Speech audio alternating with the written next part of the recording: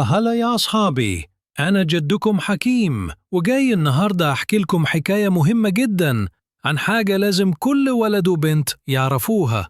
يلا نسمع القصة سوا. كان يا مكان يا حبايبي في بنت اسمها سارة. سارة كانت بتحب الكلام والحكي جدا. كل يوم لما تروح المدرسة تحكي لكل أصحابها عن اللي حصل في البيت. قالت مرة: بابا اتأخر امبارح وماما كانت زعلانة وأخويا كسر الكوباية. وفي يوم المدرسة نادت ماما وقالت لها: سارة بتحكي حاجات كتير عن البيت قدام زمايلها وده مش كويس.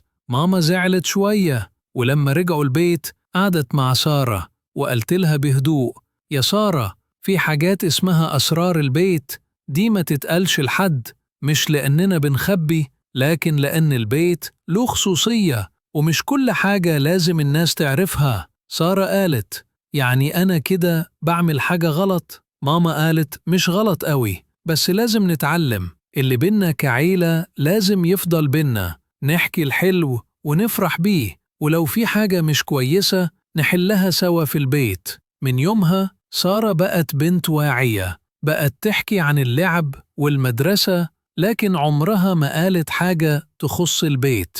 وبقت ماما فخورة بيها جدا. اللي يحصل في بيتنا يفضل في بيتنا، نحافظ على أسرار عيلتنا ونخليها دايما مكان آمن ومحترم. لو عجبتكم القصة اعملوا لايك واشتركوا في القناة. وأنا جدكم حكيم وبحبكم كلكم.